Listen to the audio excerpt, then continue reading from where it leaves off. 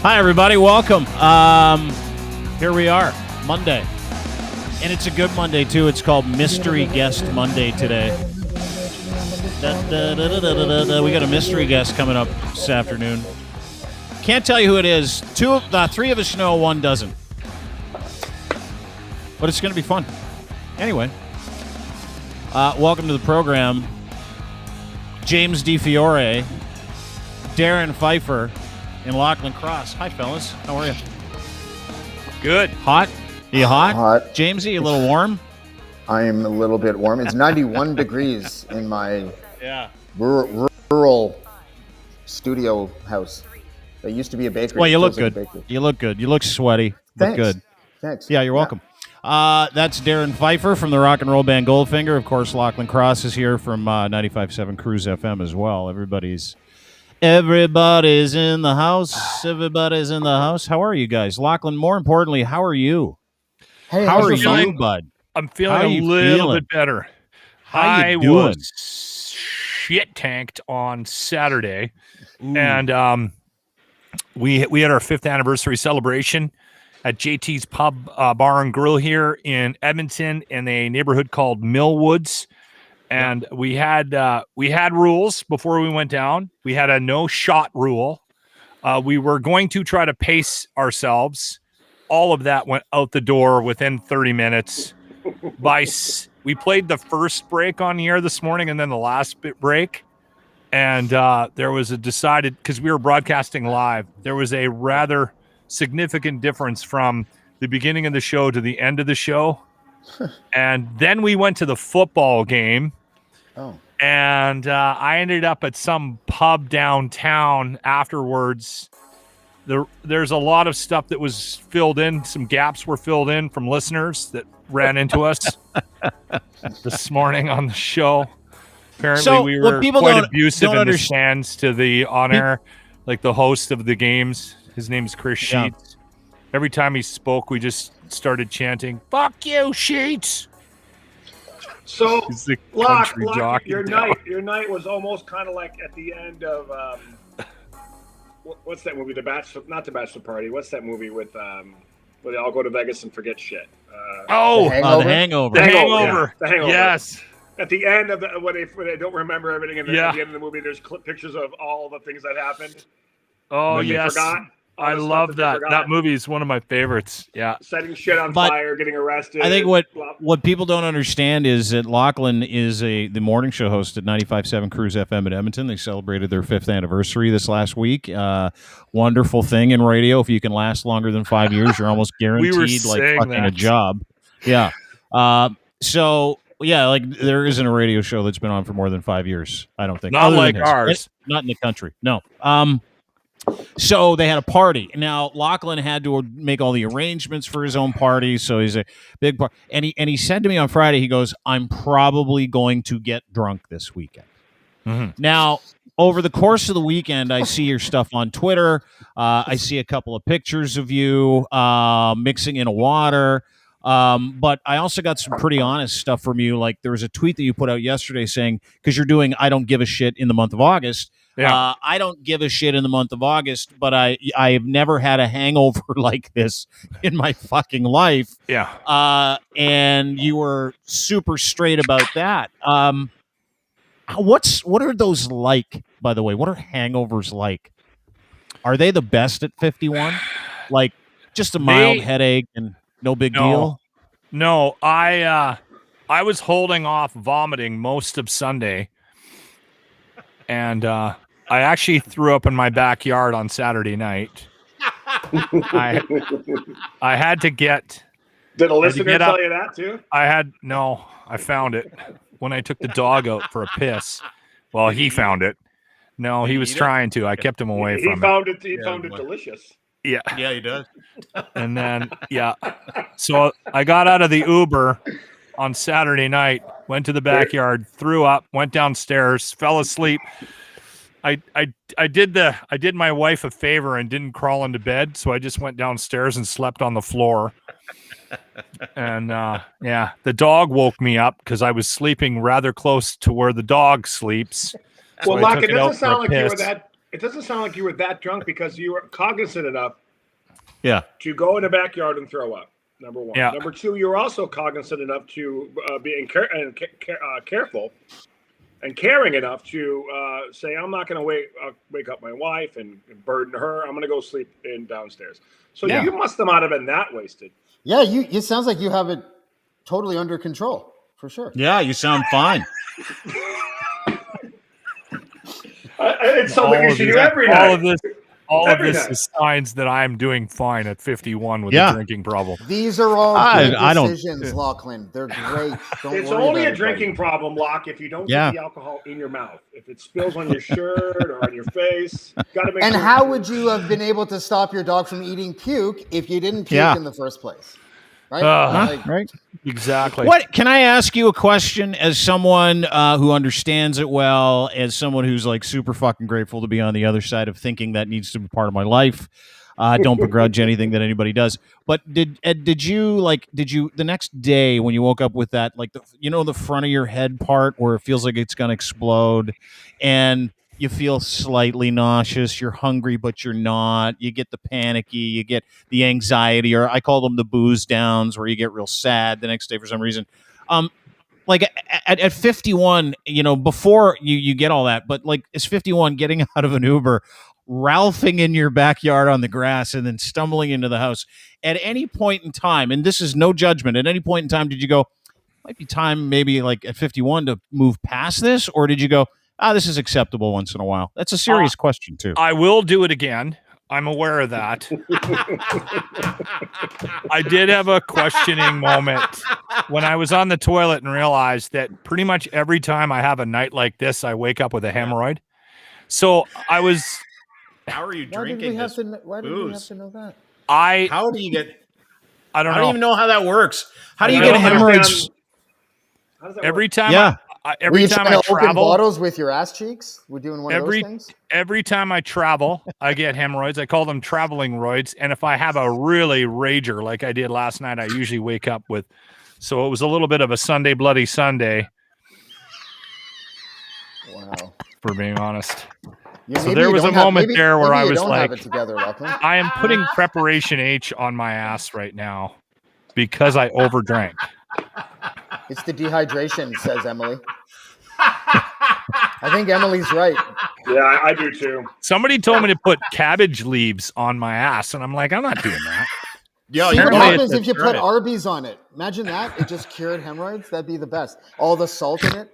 I did have a bad eating weekend too, which doesn't add to it, right? Like you're not eating well when you're on the fly and you're drinking your face off. Like I had a hot dog at the game and I had poutine at one point. I realized when I saw my puke in the morning. The curds, they were still there. They were still whole, weren't they? Unprocessed poutine. Well, what ends up happening, right? Like, because your body shuts down from all the booze, so your stomach doesn't actually digest any of the food. So it looked like I could have almost scooped it up and reserved it, I think. Hey, Locke, dude, it's poutine in Edmonton. Of course you could have. Locke, have you had a shower yet?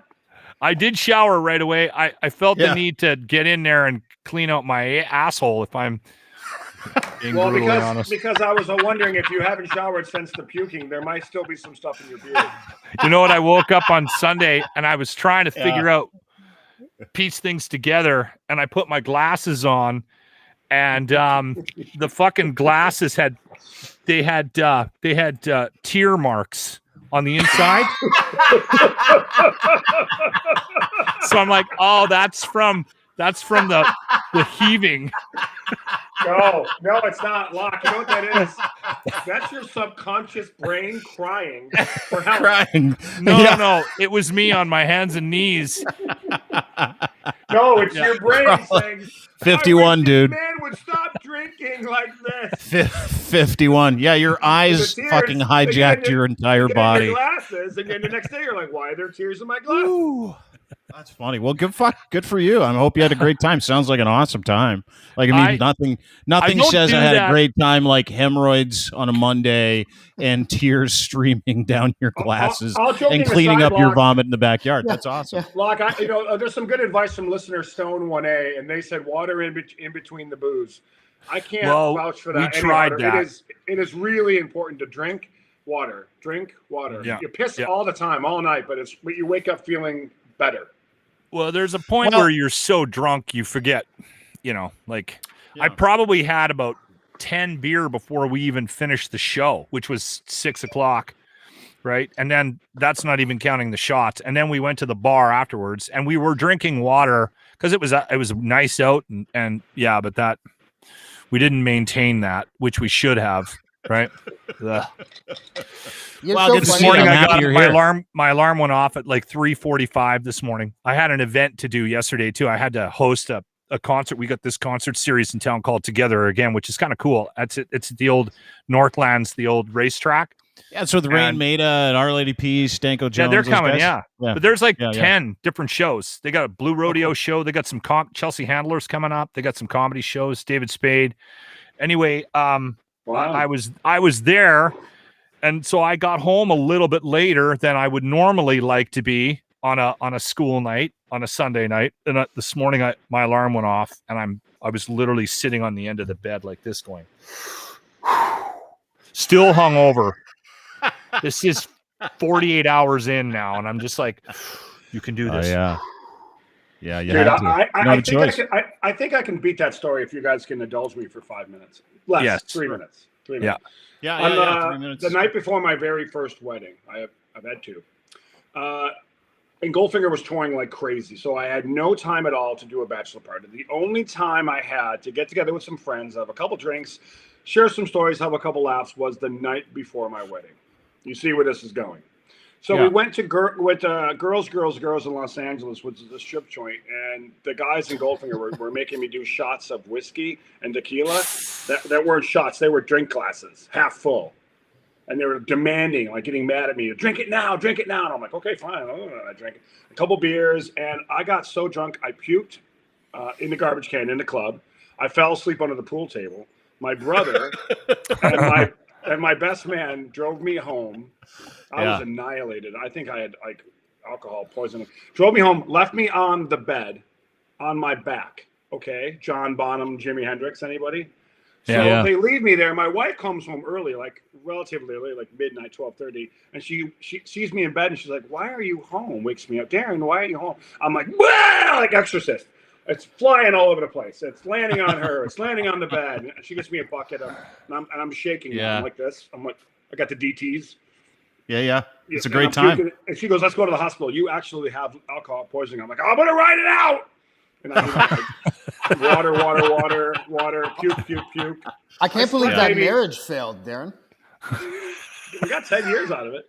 So only you listen to the Omen. That's the mark. 10 years is the mark. For 10 years, and I got. Yes, it is. I got something else out of it too, guys. What'd you get? Oh, a Canadian passport. Attaboy. Yeah, she was Canadian. Smart.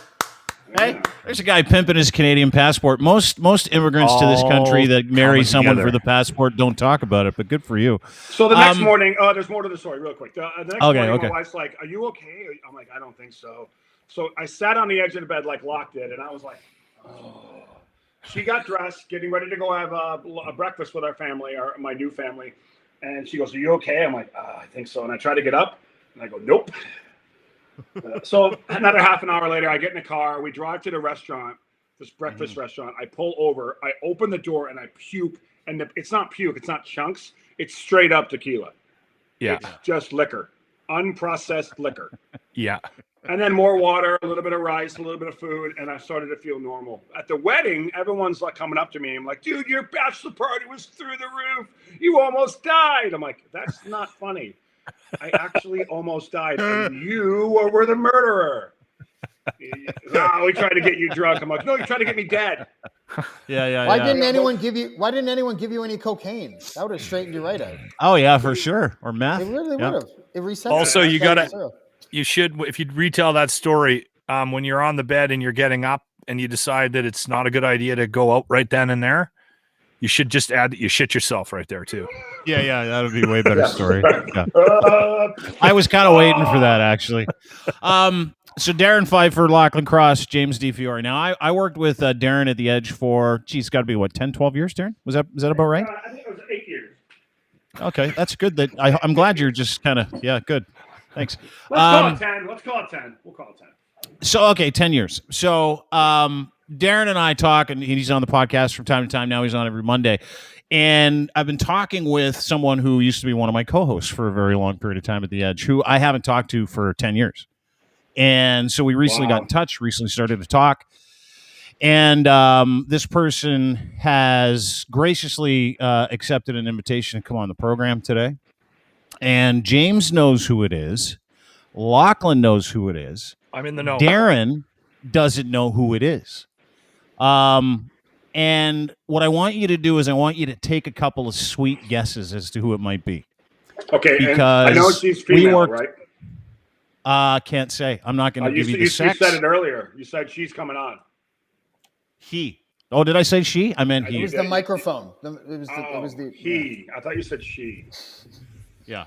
So it's a guy. I get how many cracks do I get? 3? I don't think you should assume anyone's gender here, Darren, and just take a guess at who it might be. Is it Pina? No. Strike 1. Not Pina. Not Pina. Is it? How many strikes does he get? A few. 3. 3 strikes. You can't make up the rules because I have way more clues than that. So we got to do more than 3 strikes. I got like 10 clues. I'll give you some clues. 10 you ready? clues? Jesus Christ. Yeah, 10 clues. I got 10 clues here for you. Okay, 10 clues. Go ahead.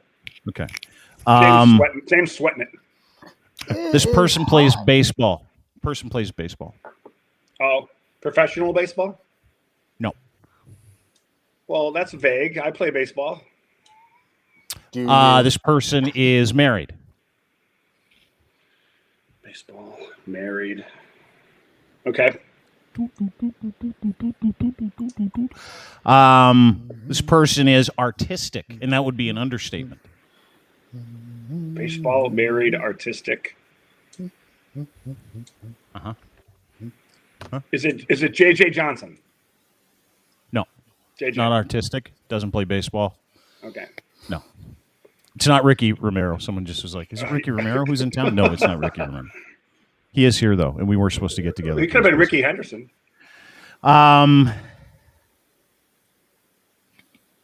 This person's a parent. Is it Toddy Tickles? No.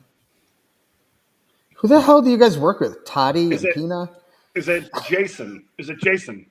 No. Jason? No. What the fuck? I don't know. What kind of name is Jason? I hypnotized this person several times. Psychic Nikki. No. You're awful at this game. Yeah, let's make it 5. Well, we had a lot. Okay, I'll give you another clue. I'll give you one more clue. I hypnotized this person, and this has got to be 10, 12 years ago, to have multiple orgasms live on the radio for 4 straight hours. Josie Dye. No. Also, do you have that clip? Well, it's got to be several times. It's got to be a woman. Yeah. Like a man can't have multiple orgasms. Yeah, go ahead. Actually, just tell me. Are you ready? You want to know who I'm it is? ready. Well, I'm not gonna tell you who it is. I'm just gonna bring this person on. I am so thankful and grateful to have her back on the program and in my life. Yeah, please welcome, formerly known as Lesbian Lou, Lou Paracelli, ladies and gentlemen. Lou Paracelli. Look at that. Look at you. Look at you. Look at us. Look at me. Look at you. Look at us. Look at James. Look at Darren. Look at Block. How are you? I'm great, man. It's so nice to see you guys. I know. Isn't it weird? So weird. Yeah. So you said, hold on, Dean. You said former Lesbian Lou. Is it not Lesbian Lou anymore? No. I just said Are you allowed to lesbian ask Lou. I that? didn't say former lesbian. It ended up not being a phase. I will say that. Still lesbian. It didn't go away. Yeah. So, no. I've had a similar thing with lesbians too, and it hasn't gone away either. Yeah. No. I really did love it. Oh, okay. Regular search. So I feel you. I feel you, Lou. When was the last time, Darren? When was the last time you saw Lou? When was the last time you guys spoke or saw each other? And Lou, do you remember the last time you guys saw each other? Oh man, probably like a sausage fest. Sausage Fest, or maybe even 228 Yonge Street, maybe that long ago. Jeez, that was like before Chorus like moved. Before Q was Queen's Key. Yeah. Before that, Yeah. So it has been a while, Lou. You look great. You look great too. You look buff. Doesn't she look awesome? You should see, dude. So we've been talking. Lou and I were talking, and we had a conversation this morning. And she sent me a picture of her and her beautiful wife, Stacy. This is her and her wife. There you go. They are like, and I remember I said to Lou on the phone, I'm like, "Are you and Stacy still together?" And she's like, "Yeah." Like it was weird, and I'm like, "Sorry," because I haven't seen you in 10 years, and everybody who I haven't seen in 10 years has a brand new relationship, or they're doing something totally fucking different. Yeah. But you guys have been together forever. We've been together forever. It's been 12 years. We actually started dating when I started doing the show with you. Like we were like fresh, and stuck it out the entire time. And now it's not fresh. No. Lou, I have a question about relationships in radio. Yeah. Was the relationship, was it hard to do the job? I mean, you're living your life on the radio. You know what? Like a part of it was my life, but a big part of it was like just stuff that we kind of threw together and like just wanted people to feel good. So we were just kind of coming up with like just things that were silly, and it was honestly a great time for me, and like meeting the guys in radio and really getting to know them. Like you see what they put out, and then you hear them off air, and it's like they're kind of the same, but they're not, you know, like bunch of phonies. I was in love with him. It was like he just had a piece of my heart that I don't know. I love the guy, and he gave me like this guy's like, yeah, here, young child, come onto my huge radio show and speak your mind. Like, who does that? Like, I was a nobody from nowhere, and he was just like, you know, you got something to say, and he validated that, and it was huge for me. Huge. Well, I don't know if he said, "Come on the show, young child." It wasn't hard. Yeah, I was about to say. Young person. Now watch me beat off into a fight this time. In no time. No, I was like 21. I was super young. Yeah. I remember that email. I remember I got an email one day, and it was, you know, I don't know if you guys know this. We used to make fun of everybody, including gay people. And I've learned since that there are certain groups of people who don't like having logs thrown in their already difficult journey. And so, but it was funny because like we were joking around, and Lou sent me a note, and I still remember the note. It was like, "Hi, Dean, I'm a lesbian, and you never talk to lesbians. You never have representation from lesbians on your show. You just talk about how much you love them." And I'm like, yeah. And she's like, "Well, I would like to come and represent lesbians or that perspective." And I said, "Fuck, come on in. I would love that. I would love to talk to you." And her email was so well written. I was like, she's going to be great. So Lou came down, and we put her on the radio just to rep what she wanted to rep. And she was like fucking lightning. I was like, and I remember thinking to myself after your first appearance, Lou, I was like, oh my God, we just found like an entire avenue that we can exploit for our own benefit. Yeah, very good. Yeah. And it was something you hadn't exploited previously. I mean, you had Gay Jeff on, but what I was thinking was like, lesbian Lou and Gay Jeff. Yeah. But why do you have a gay man on a show where the demographic is essentially 18 to 35-year-old men, you know? Mm-hmm. And I just find that no one was really talking about being a woman and being gay. Mm-hmm. Can I tell a quick story? Yeah. I don't want to give any, but I just want to gauge whether or not this is offensive, Lou. Okay. So when I was a program director, which boss, it was very short-lived. It didn't last long. I'm not wired to be a manager. Okay. I had somebody higher up than me come to me when they fired one of my shows, and they wanted to put he's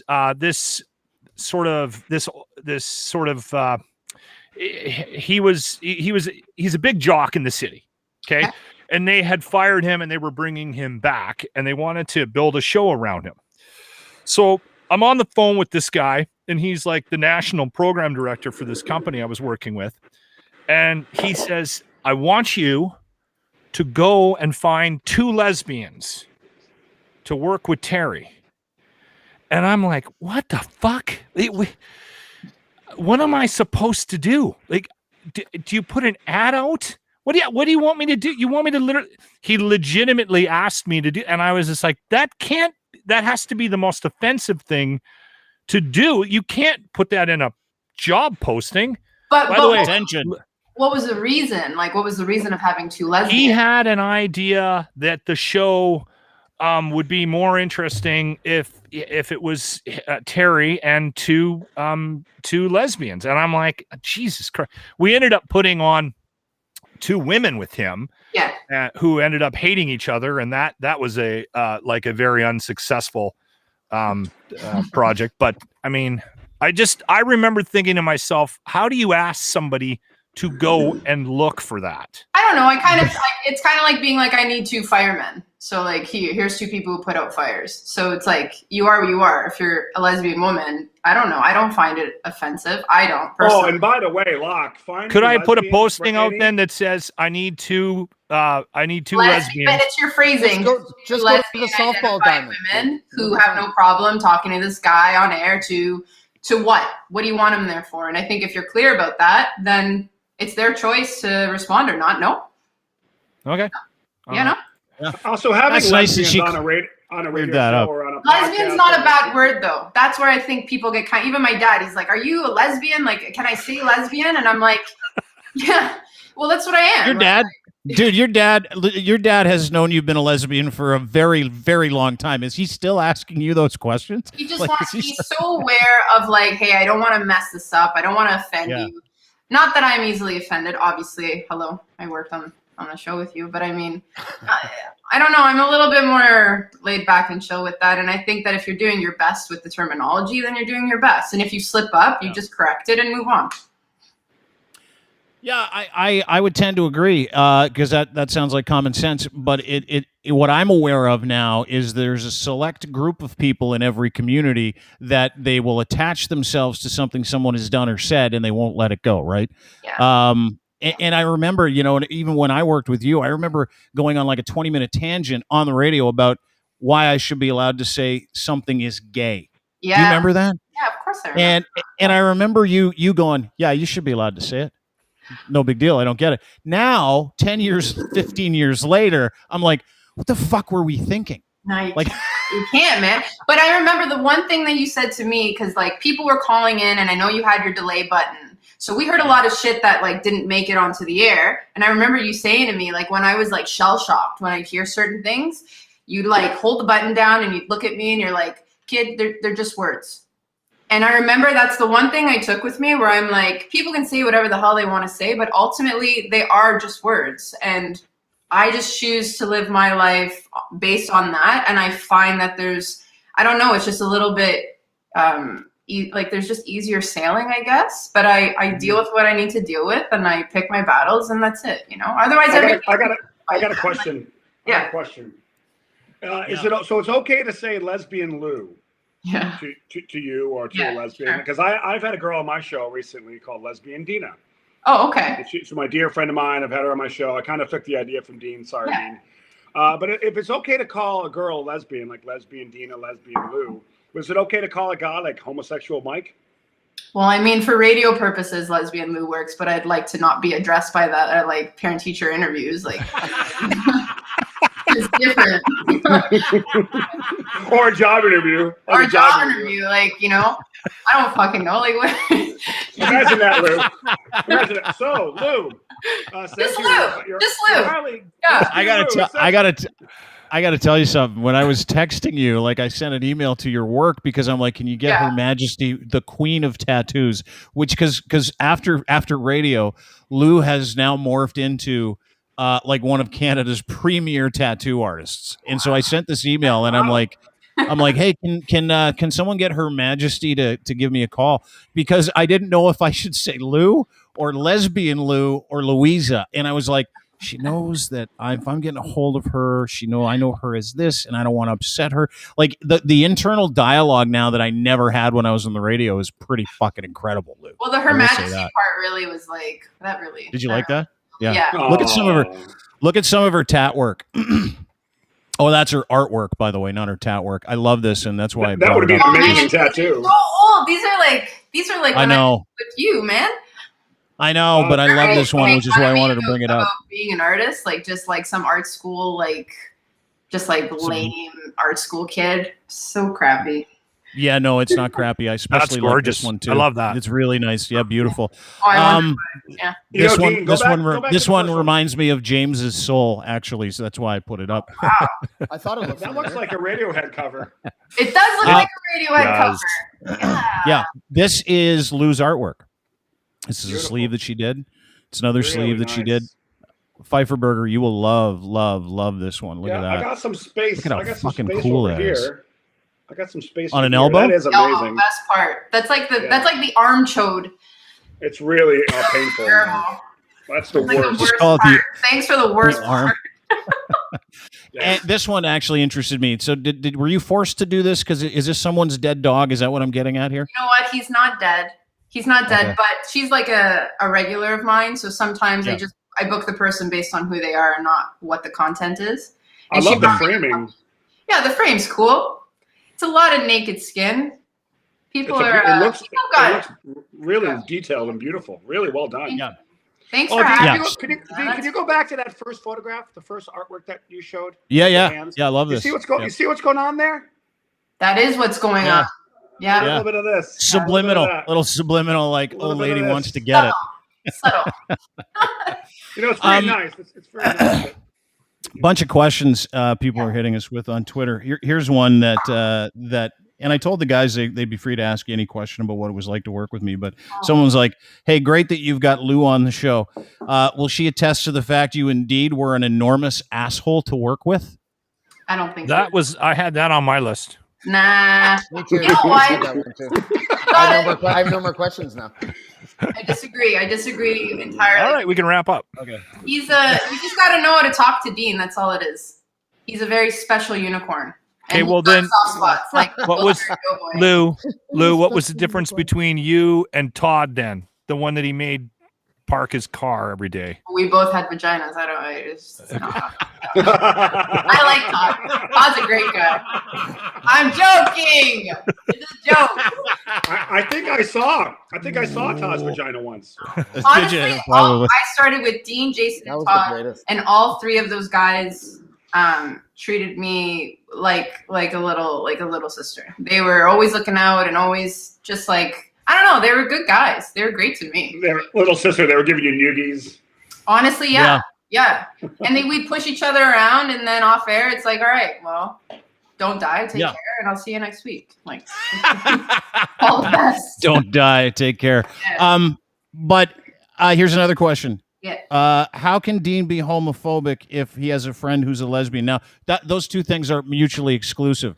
But there are lots of people that want to know, as someone I worked with, because I got fired for being homophobic, if I am indeed, or if I ever was homophobic, according to someone who is a card-carrying member of the LGBT community with a beautiful family living with another woman who is captaining her life, and you can't get an appointment, by the way, to get a tattoo from her for 2 years. But anyway, go ahead.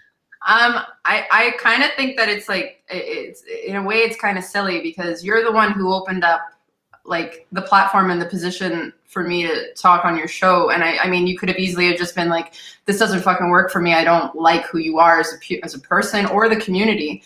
And you didn't do that. And as much as you were kind of adjusting the narrative for laughs, and we poked fun at each other. Like, I took shots at you guys too. But I mean, to say that you're a homophobe, I completely disagree with it. You actually allowed for me to have a voice and become the woman that I've become now, because no one else was fucking listening to me. My own parents didn't even know who I was. But you have this stranger who gives me this platform to say something. And I said what I needed to say, and I bettered myself for it. And you actually taught me how to like have a set of nuts. That it just didn't happen before. Did anybody ever accuse? You're welcome for your balls, by the way. You're welcome. Thank you so much. Lou, did anybody ever accuse Dean to you? Because I've got a little person on the show, and we get hauled out for exploiting that quite a bit, right? Did anybody ever accuse Dean of exploitation? I don't think that it can be exploitation if it equally benefited both of us. I don't like it doesn't work that way. You can't pick and choose the shitty parts of something and amplify them. It doesn't work that way. Yeah, it's perceived. It's perceived though. I can maybe, but it didn't get past that point with me. I just the opportunities that came out of that show for the both of us were awesome. Mm-hmm. So it's not If you fair. got time this week, can you talk to a midget for me, Lou? Well, see, when you say, I don't think you're allowed to say fucking midget, but that's the problem. Little person. Yeah. Sorry. Yes. Sorry. Yeah. Well, and it's funny because when I wanted to have Lou on the show, because I've made like this concerted effort to leave everything behind and go forward, right? Like I don't think that you can.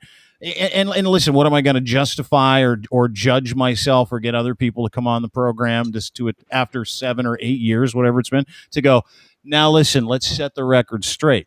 But, part of me, and this is what I wanted to bring up, part of me is super proud. Like I'm very proud of the open atmosphere we created. I was very proud of the fact that, we did have a license to make fun of every community, not just the communities we said we liked or didn't like. But it's funny because now it's kind of this narrative of, for me anyway, can you be a better human being? Like, can you listen to the bullshit and be able to kind of decipher what the bullshit is? And can you still be a good human being despite it and learn to be a better person because of it and still be an ally and not pissed off? And I think that's what I got out of the whole experience. It was like, listen, if anybody listened to our show for any degree of time, or if anybody was on the show, or if anybody knew me, they knew that we didn't peddle in homophobia. We supported the community time and time again.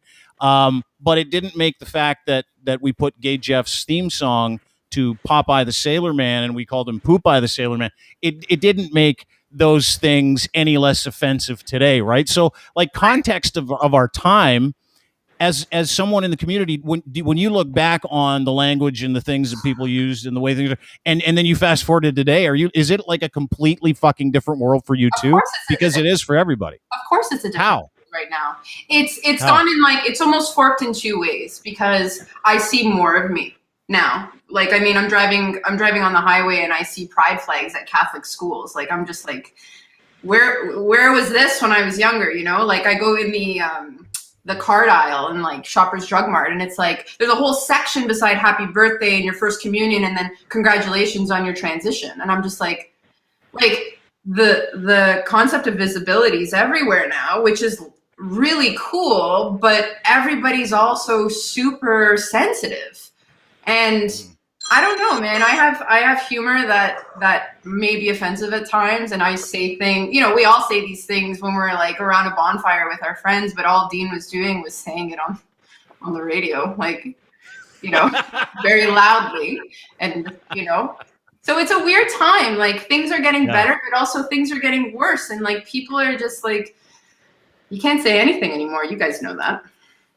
What would you say to the people in the community or people that are policing other people? What do you say to them today? I got ripped on too, being on your show. The job I was doing was not good enough. How dare I speak for an entire community? What is my what do my stories? What are they doing to represent everyone? Like they're not good enough. They're not the voice of an entire like collective, and I get that. The only thing I can bring to that show was my narrative. But even then, even in a community that sometimes like we pride ourselves on being this like tightly knit, like, oh, we stick together and like we're a club, we're the first to turn against each other at times. So I mean, it's hypocritical, and that's what I find difficult. And to, I kind of just paved my way in my life to I just want to be treated like a human being, which is why I don't go around being called lesbian Lou. I'm just like, you know, Mama Lou or Lou or Tattoo Lou, which rhymes. Also cool. Yes. Man, Yes. I don't know. There's hypocritical concepts surrounding all of it. So you know what's weird? My actual outlook in life has been largely shaped by gay women, and I'm not, because my mom played softball. I'm not kidding. And so throughout the 80s, every Saturday, I think it was, we would have like, you know, 12 softball players and 9 of them were lesbians party at my house for hours and hours. And so I got this like crash course when I was like 6, 7, 8, 9, 10 of what, you know, gay culture is like. And basically you just come out of it going, oh, they're just like everybody else, except they happen to like people of the same sex. Like it's really, you know, as simple as that. And then she's my best female friend now. And, you know, I knew her as a gay woman and she was hetero curious. And so we dated for like 4 years and now she's gay again. And after having 2 kids, and it's like, but she taught me all these things too. I don't know. It's just a weird time because in the 90s, no one in my high school came out, not one. Yeah. You couldn't back then, I guess. It was like a suburb of Toronto.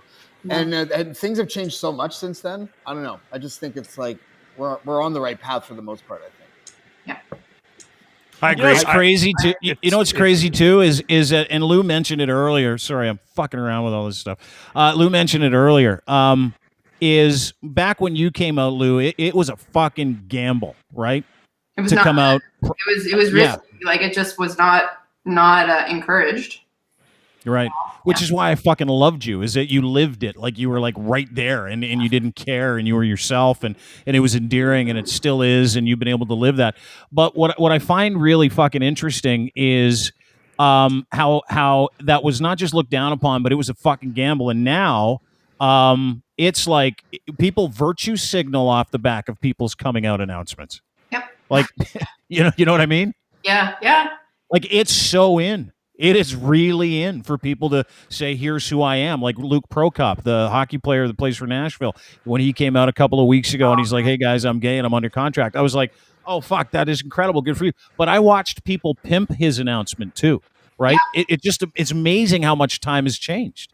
There's a sense of pride behind it too. Like there's a new rapper who came out and he was on Ellen and he came out as gay in hip hop. And it's just like that would have killed your career. Like that would have taken you from 0 to like -1,000. And he's just getting hot and he came out and now he's hotter. Like he's higher. And it's just like, that's Lil Nas. You got to remember the people who came prior to you to make that possible for you. So sometimes is it kind of like, oh, like I wish it was a little bit easier for me. But in a way, it's like that wasn't the time. That wasn't my time. My job now is to make it easier for other people, other young people, because it's still shit. Families are still shit. Like it's not like this like perfect embracing. Like it's still extremely difficult. Families don't talk to their kids. Like it's garbage. And you know what's crazy? Yeah. You know what's crazy is that I was reading about, and I've been digging into this theory. It's a syndrome. It's called impersonator syndrome or imposter syndrome. Have you heard of this? Yeah, of course. Fucking wild. And as someone who drank too much because he was just hurt little kid inside, I couldn't square this feeling of this thing that I had inside of me with what I was presenting to everybody. It was living a lie. And now at this point of my life, I can draw a direct correlation, and it's too bad it's from addiction, but I can draw a direct correlation from like that fucking inner turmoil between these two different people that are battling it out to people in the LGBT community. And now I'm like, oh my God, I get it. I understand it. I understand the inner angst, the frustration, not wanting to go outside because what will people feel about you, because we're hyper focused on that kind of stuff. So it's funny how life works because, you know, the understanding that I have didn't come through, you know, getting beat down and all the other shit that came with being called a homophobe or being labeled a homophobe so that they can get out from underneath my contract, which I would have done the same thing. So don't worry about it. But it was like, it was an aha moment for me a couple of years ago. I'm like, oh, I get it. We all have imposter syndrome and we all just want to live our happy lives and we want to experience joy and peace and be normal. Yeah. I get it now. I think Dean, you talked about the difference between radio back when you were at the Edge or when Lou was a regular guest on the show to where we are now. There's a couple different things you have to bring into that pie. Social media is a gigantic thing. So virtue signaling is something that happens, and whatever you want to support this cause or that cause and make yourself look like the shining angel, fine. I have no problem with that. But I do. You can come out and and say you're gay or say you're lesbian. But and people are becoming less of assholes. It's 20 years ago when James said we were in school, no one came out. My stepdaughter has like 5 or 6 kids in her class alone that have come out, and some of them are transgender. So it's very, very common now. But it depends on where you live. I live in Los Angeles. You live in Toronto. But if you live in backwoods Arkansas, or if you live in some weird part of Europe or a weird part of Australia, you can't just come out as easily. So geography definitely plays into that pie as well.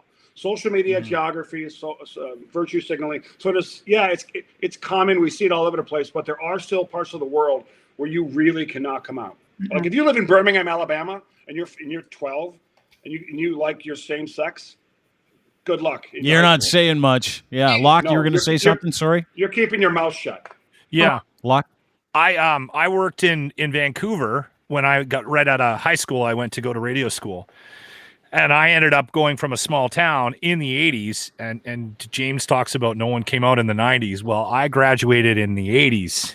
No one came out in the 80s. And I ended up going from like this backwards hick small town to Vancouver and working in the hotel business, restaurant business, which was completely dominated by the gay community because they all moved there because there's a community that's it's accepted, right? And so I had a lot of questions. I became friends with one guy in the room service department. And I remember this was a big moment for me because he didn't like one of the guys in the restaurant. And it was so obvious that this guy, Jeff, was upset at this other waiter. I can't remember the guy's name, but every time he came around, you could see just get his back up. And I'm like, I pulled him aside one day and I said, "You're both gay, right?" And he's like, yes. And I said, "Why do you dislike him so much?" And he goes, "'Cause he's such a queen." And I remember having a very funny moment with him because that community is very close and very tight, but yet there's that angst in that community as well. And there's a lot of judgment in the community as well. Right. Yeah. It was very entertaining to me, but very eye-opening at like 18, 19 years of age to go from Yak with 300 people to downtown Vancouver. Right. Yeah. Just proves everybody's fucking human, right? Like it doesn't. Yeah. I hate the same straight people that display the same stupid, meaningless characteristics as assholes that I hate or like. It doesn't matter their sexuality. If you're overly dramatic, I probably don't like you. If you're overly negative, I want nothing to do with you. If you're from British Columbia, I probably don't want to talk to you. Just stuff like that. Fair. In general, right? It's just how I look at it. Lou, listen, I want to thank you for just coming on the show today and tell you how much I appreciate seeing your beautiful face again. My pleasure. It's so nice to see you. And may I just say, it's like, oh wow, we're babies, man. Look at that. Look at the yellow.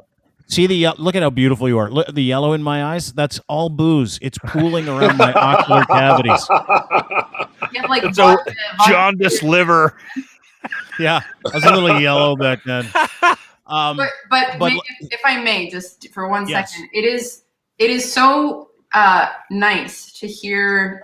I don't know, like you're a changed man. Like you've really found yourself and done like a shitload of work. It seems like it's been a while since we've had a one-to-one chat, but it makes me very happy that you found peace in yourself, and even to just talk about it so publicly with how you struggled with like addiction and shit, and to put yourself out there. I don't know. That says a lot about who you are as a person. And that's the guy that I connected to so long ago. And that's the guy that I kind of like held on to. And it just makes me very happy to see you doing very well. That's He's all. still a dick. It's awesome. Now he's yeah, not. totally. I was No, gonna say, how bad I was just was he gonna say, before? He and I are the talk same about- type of dick because people will tell you I'm sweet, but I'm still a dick. But it's just funny. We're just funny. Lou, you mentioned We're funny dicks. We're funny Dean dicks. and his addiction, but yeah, Locke is right. It's not addiction. He's just a dick. Yeah. Done. We stop Done. He put the dick Yeah, in a addiction. dick. To be honest. He puts a dick in addiction. That's what Yeah. I'm trying to say. No, I There don't you think go. so. Thanks. Thank Can you tell me Uh, if my Lou, lesbian too game's kind. offensive? Is that can I try? Give it your There best you go. shot. Yeah, you do you. Okay. Do you 'Cause want? I don't think do you want some I don't think it lesbian is. gay music? No, well, yeah, it's fine. You may have even heard it. You want some because I music for this think or what? that This should get a pass. Just play whatever you want. No, this Okay. is a bad idea. So, no, I'm going Terrible. to troll bad ideas. You know that. Okay. We know. I was sweating. What does what does a gay man bring on a second date? What second date? Right? Okay. Wait. And what does a lesbian bring to a second date? A turkey U-Haul. baster. Or a U-Haul. Yeah. Very A good. turkey baster. Thank God the lesbian said it. Yeah, I couldn't get away with it. I'm the only one who gets it. Lou Paracelli. If you go to louparacelli.com, you can check out her artwork. DreamWorksInc.com works with an X, right? Is that right? Yeah. We're on Instagram. Is it- You can find us. Yeah. Lou Paracelli and then DreamWorks Inc. We've got a bunch of great artists doing great work. So it'd be nice to have She you. is one of that in Toronto? Is that in Canada's Toronto? tattoo queens. Yeah, Vaughn. In Vaughn, I got some space over here. I need this filled in. I love how she called the elbow the taint of I the also- human I arm. got- No, I think she said chode. Look at the fucking parts he's giving me. It's like the end of the hamburger. Like when everything's fucking. Well, I want to get some stuff here too. Like how about right there? I want to get the Alright. chest done. All right. If I ever me get a too. tattoo, I'm jumping full in neck, getting the whole neck done. I get a bulldog over here, Yeah. like a big Do it. Rottweiler over here. Okay. I'm Yeah. gonna get whiskers. Just Whiskers. I'm gonna get a Batman mask, just the Batman mask, like this, the whole thing. Did you tell me you wanted those like elephant ears beside your torso? What was it? Like right above your. Yeah. Yeah. My wiener, Yeah. right above my wiener. Yeah, Yeah. remember we talked about that. I said, Store. I told you that like 10 years ago. I said, Lou, if you do a tattoo, you're gonna do other side of my abdomen as elephant ears, and the wiener will be the trunk. Remember that? And you're like, no problem. I've been looking forward to it for a decade. It makes me sad. Let's go. Well, Dude, make sure I'm that, on it. You've make sure made that your the choice. elephant ears are baby elephant ears. You know, the trunk No, is big not ones. that long. Big ones. No, they need to be small to go with my little hammer. But I will say this: people are not. They're always naked because I texted Lou the other day. I'm like, hey, do you got a minute to chat? She goes, actually, I don't. I've got a naked guy on my table, and I'm gonna turn his taint into the solar system in a minute. So if you can give me a break, that'd be No. awesome. Literally wore a sock on his pee-pee. Yeah, but what did he want on his taint? No, but we were doing a small thing on his neck, and I was like, just take off your clothes. No, I'm sure. We were doing, I told you. I'm so curious. it went from like here all the way to his knee, so he can't wear pants, like So it was great. It's art, man. The body. It's art, Yeah. human art. Lou I would have a Paracelli. problem with that because when I'm in pain, certain things get smaller, Yes. right? So they try to hide. Yeah, I don't She blame doesn't him. care. Okay. It'd be a rough She doesn't day. care. It'd be a She rough doesn't She cares. care. She's not I interested. don't even She's care. not interested. Thanks. Lock. Forget it. No. Yeah, you are out of the fucking me. running with her, dude. Before you get started, she is not interested in what you got. Lou, I love you. I love you too, man. Thank you for It having me. was so great to see Bye, you. Lou. Anytime. Hi, Lou. I like you a lot. Lou isn't she fucking incredible, Lou Paracelli? I Yeah. love her so much, dude. I talked Solid. to her on the phone, her and her wife today on the phone, and I was like, I hung up the phone, and I'm not an emotional guy. Like I try to take everything like this, but just having that voice in my head today and talking to her, I was almost in fucking tears after I hung up the phone. Is that weird? See, that's the other part. Like she's like, "Oh, you've changed so much," and I'm like, "Yeah, I don't know if I like it because I feel like a pussy sometimes." See, now you shouldn't be calling yourself a pussy because now you're offending pussies. There was a lot of that going on that interview. There was like she said Todd had a pussy. That seemed a little like weird. And then she's like, I have balls. Do you know why I love her now? Do you know why I love her? Because I Yeah. can be myself around her. Yeah, everybody can. We should all strive to be more like her. Yeah, she seems dope. You can tell she's like salt of the earth dope, you know? Like really she nice. is. I think totally.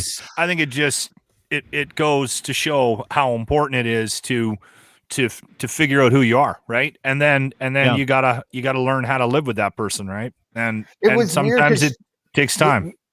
Dean, I don't know if you know this or not. I'm not joking at all. She's exactly my type. Exactly. I always did. I swear to you, for like 2 decades, the only type of person I dated were these like little funky chicks with really short hair, like forever. Yeah. And she's that's lesbian. Why half of the chicks that I dated were lesbians. They were hetero-curious lesbians. I'm not kidding. Like you know. Well, James, I got to ask you a question, James, because earlier you mentioned that you had this girl and you had sex with her for 4 years. The girl you dated, and then I didn't drive her back to lesbianism, but go ahead. But did you drive? Yeah, did you drive her back to lesbians? Yeah. Did she like? I've tried the dick. I've tried men. I'll be honest. The last man I had was this guy named James, and I think I like girls better. Yeah, that's possible. Like we had great sex and stuff, but I was such an awful person to know back then. Period. That if you're sleeping with me, you got enough ammo to want to change your entire orientation. Anyway, like I had a drug problem. I had no money. I was like sleeping on couches and shit. So maybe I could have driven her back to lesbianism. That's a possibility. But I have a theory that a lot of lesbians have this like, you know how like the Amish have like a little bit of time where they can go explore the world and then they come back and live in the community. I have this weird theory that there's a lot of lesbians that sort of go, I'm going to be hetero-curious for like a month, see how it goes. And then I think. I'm just saying. I think less dudes do that than women. But they should. A lot less. Dudes look don't at this. tell Just to recap. Isn't that a thing? Isn't that a thing for gay men too, though? I'm asking. Don't they practice heterosexual like relationships? A lot of them. I think the motivation is different. I think the motivation is like for appearances and because they don't want to feel strange. But for lesbians, they do it because they're like, I think I'm going to try penis, and then they just abandon ship. Yeah. It's like being at a smorgasbord, and it's totally cool. I love it. But look at this. This is 12 years ago. She was there. This is at Sausage Fest. This is 12 years ago. Look at her. Look at that. She hasn't changed a bit. She still looks awesome. This is us at a concert. The Edge logo's on there. Lou sent these to me today. No idea what concert this is at. Don't even remember this night. So I must have had a great time. Dean, you look like a long time ago. Totally different human being back then. You look like a completely different person. It is that crazy. Guy would like bully me. The guy in that picture. He would. He would. Yeah. This is me now. Me then. Like you look like me the now. Cobra Kai guy there. See? Me then. Me now. Johnny. You look like the Cobra. Yeah, you look like Johnny. It's true. Anyway, well, fucking, it was awesome, and she's going to come back on the program, and we're going to talk to her more about tattoos in life. But it was great to see Lou again. Lou Paracelli on Twitter, on Instagram is where you can find her and all of her stuff. I want to get to a couple of things because it was a nice little trip down memory lane. Did you guys see some of the videos from the Antivaxxers in Toronto this weekend? Karima put up. Did you guys see any of that stuff? Oh yeah. Okay, so I'm going to play a couple of videos for you. These are people that are harshly against the vaccine. I like to call them cum socks. These are cum socks that are hard against the vaccine, that don't want anybody to get it because they don't understand science. None of these people have jobs, which is why they were at protests for a year and a half solid. So now that the protests are gone and the vaccines are here and we're at 70% almost across the country fully vaccinated, which is great fucking news.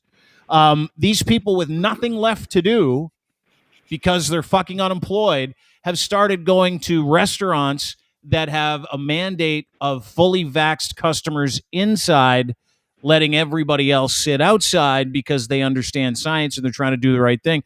These people are now going to patios across the city and not just harassing people, but physically assaulting people who are trying to eat fucking dinner. Here's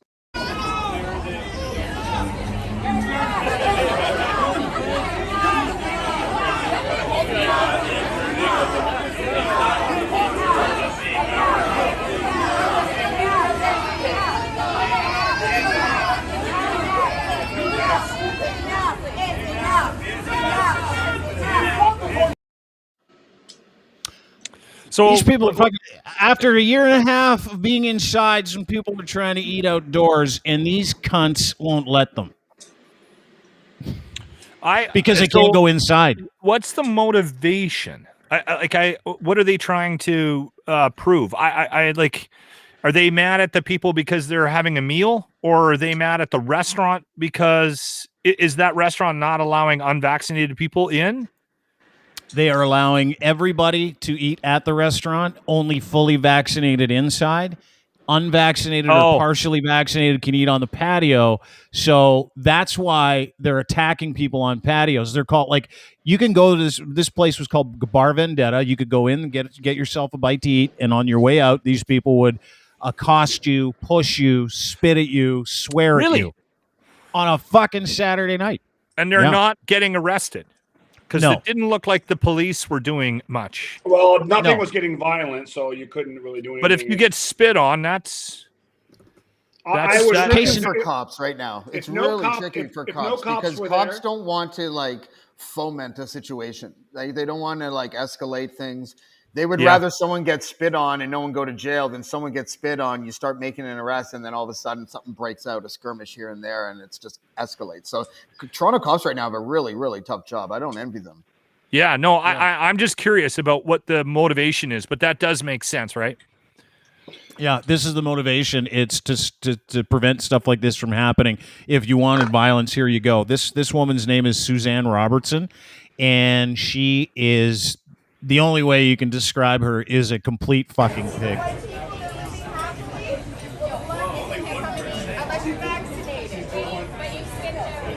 Watch her. This is awesome. All these people trying to eat. Here she comes. Vaccinated, sweetheart. Look at this is another bigot. Look at these bigots. These white bigots. These white bigots. Show your face. Hey, don't touch it. Don't touch it. Listen, I'll fucking spit in your fucking face, you dirty white girl. What? It's odd, right? What's going on? Jesus. That's downtown Toronto. I'll spit in your face, you fucking dirty white girl. As she grabs her mimosa, grabs her phone. She's sitting there trying to have a beverage, trying to have a drink. Wait, she's been through the pandemic. We all have. That's a great lyric. Hold on. I'll spit on your face, you dirty white girl. Plus, wasn't the girl yelling a dirty white girl? Didn't want to write that. That's the hook, though, James. That's the hook. Dirty white girl. I hate myself. Spit on your face, dirty white girl. Awful. Yeah, look at it. For someone who doesn't, for someone who is so concerned about people knowing her health records, I already know she's not vaccinated. Yeah. Oh my God. Oh yeah. I think she wants to get vaccinated. Guitar? I dropped the guitar. He's got lots. He doesn't care. Yeah, but that's what these we're not getting that in we're not getting that in Edmonton. We're not getting the protests. We're getting we're getting people. You're getting COVID though. Yeah. Right now. I think our numbers are actually pretty good. I'm still on board with the Alberta plan. You're on your own, fuckers. That's our plan. I think it's working. James, it's working. We're not going to contact trace. We're not doing anything. We're not doing any isolation. You're on your own, fuckers. I think that's the way to go. I think everyone's going to follow suit. And there's something there. I think there's something to that line. I've been telling you this for 2 weeks now. I know. You need to wrap your head around this. We gave everybody the opportunity to get vaccinated. We're at a point where I don't know if we're going to convince too many more to get it unless they watch a loved one die. Look, so it's all going to you're blow on your over. own, fuckers. It's all going to blow over like a tumbleweed over downtown Calgary in about 18 months. You know, it's going to be fine. Someone said to me on Twitter today. They're like, "Hey, what do you think of this reporter shitting on vaccines and the vaccine process and stuff like that?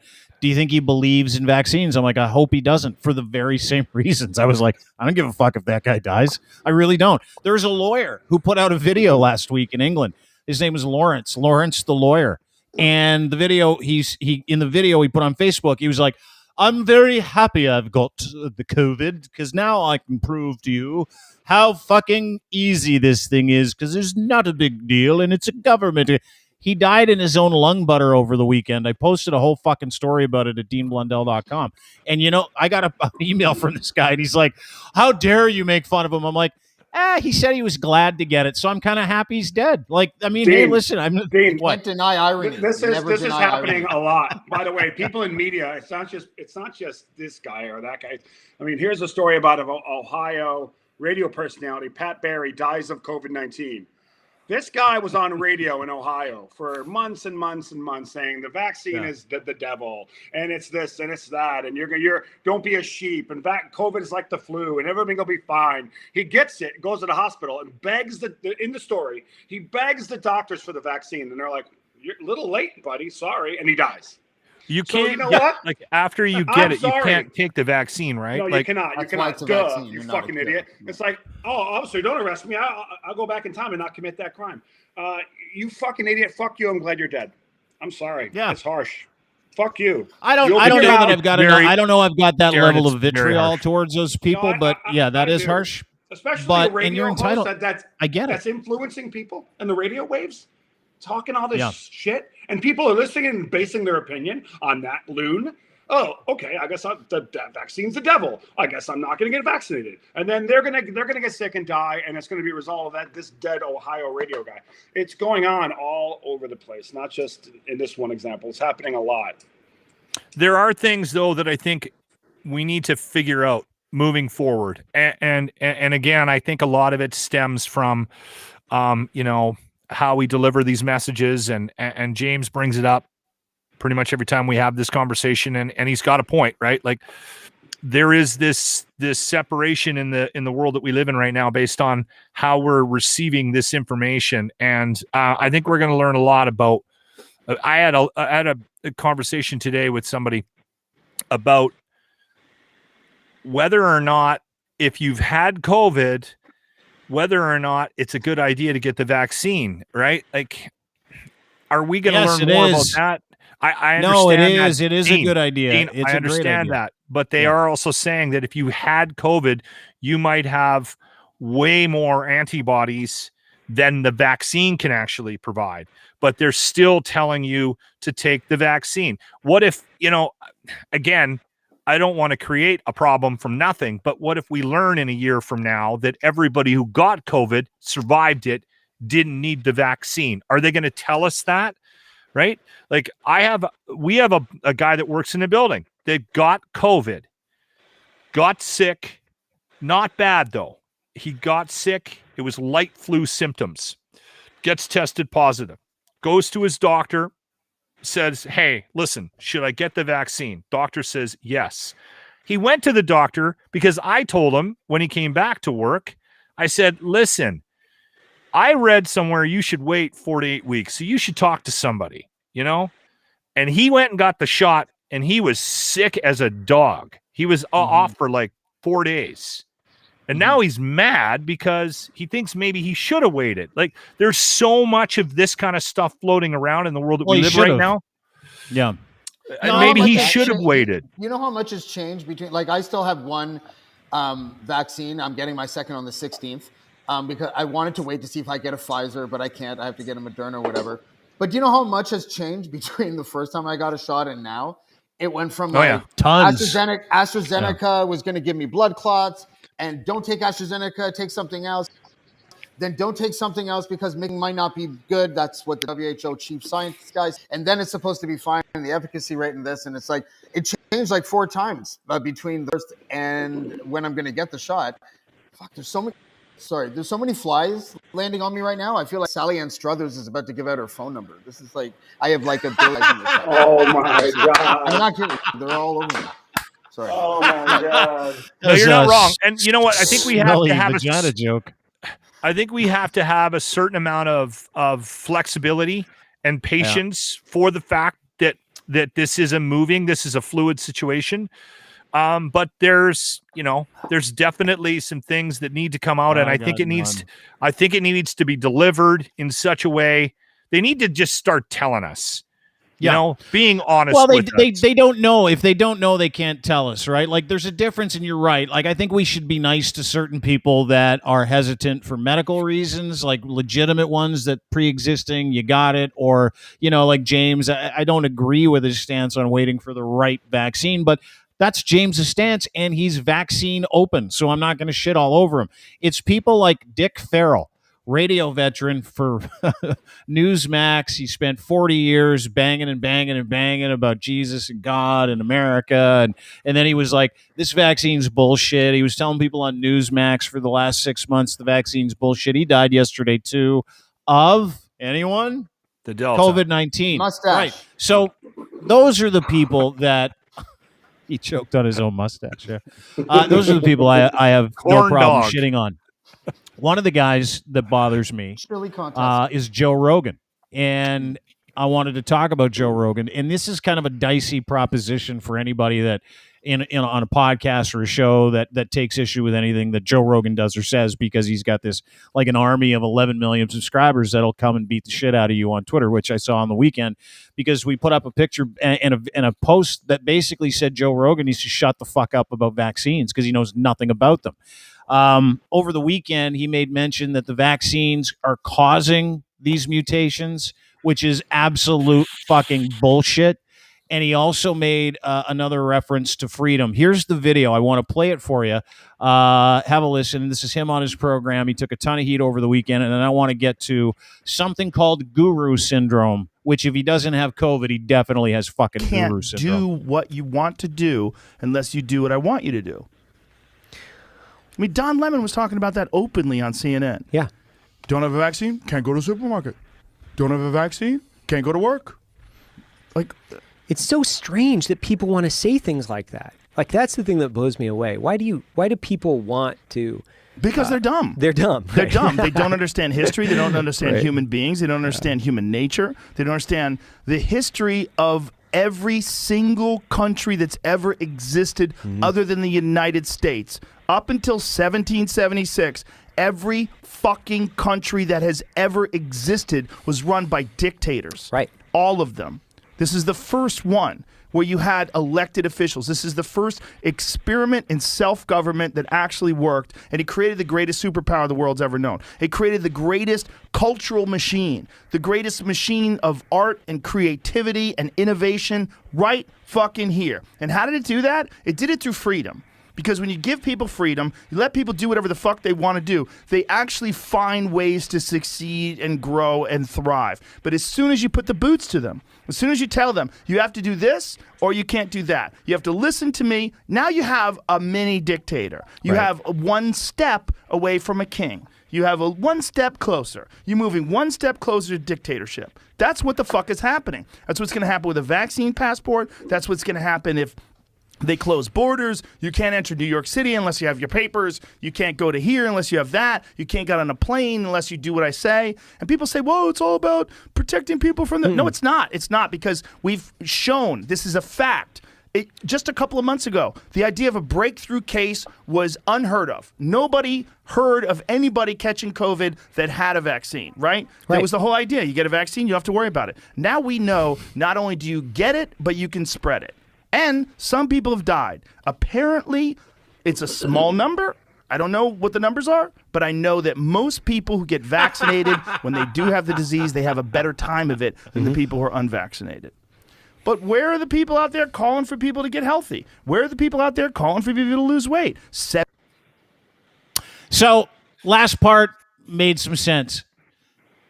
That guy is a fucking liar.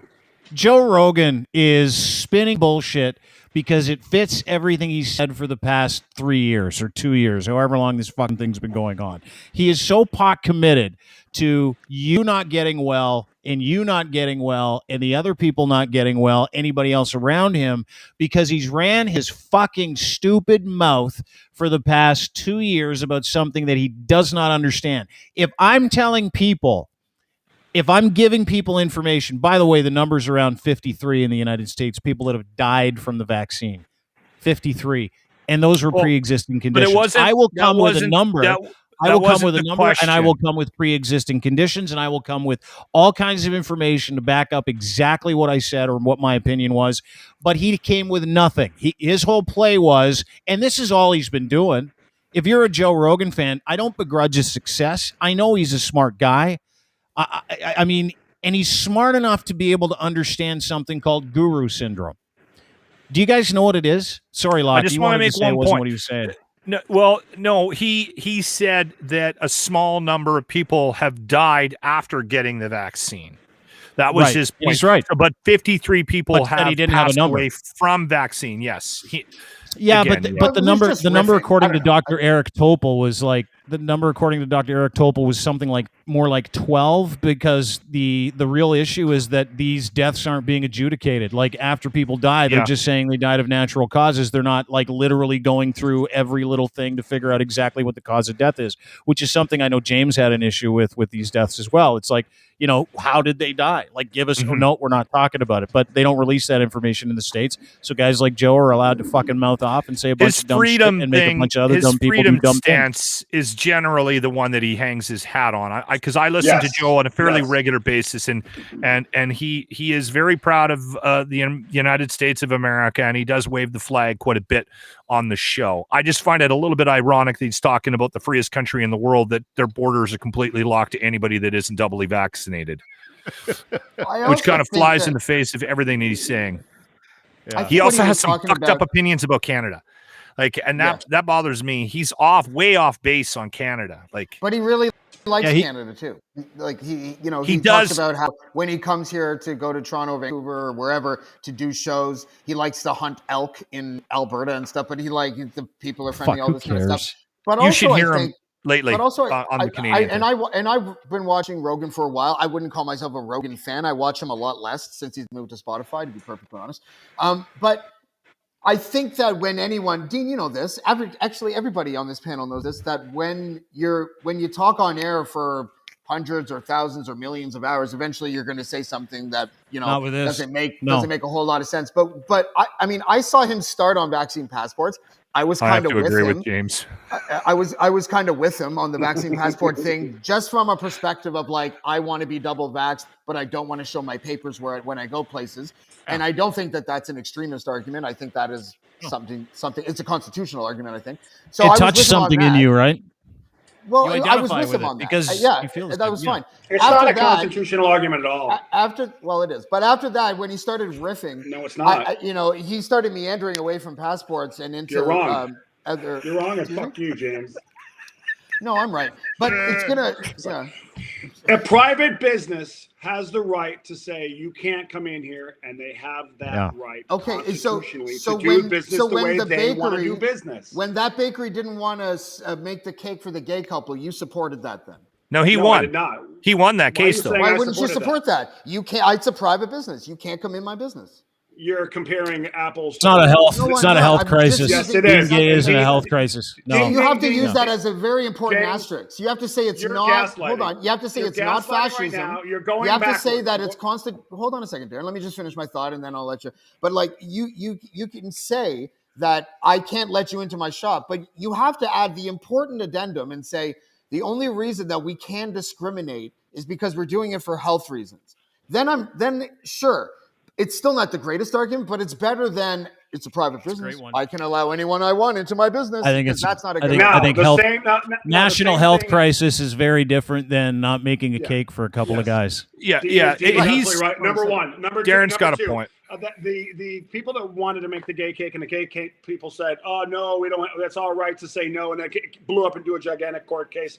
You have the right as the bakery to say we don't want to make cake for your gay wedding. I'm not making a gay cake. But you're going to suffer the consequences. Same thing that's happening here. You don't want to get the vaccine. Yeah. Well, because it's a gigantic worldwide pandemic that's killing a ton of people worldwide. And now the numbers are going up all over the place, especially Florida. God, Florida's a disaster.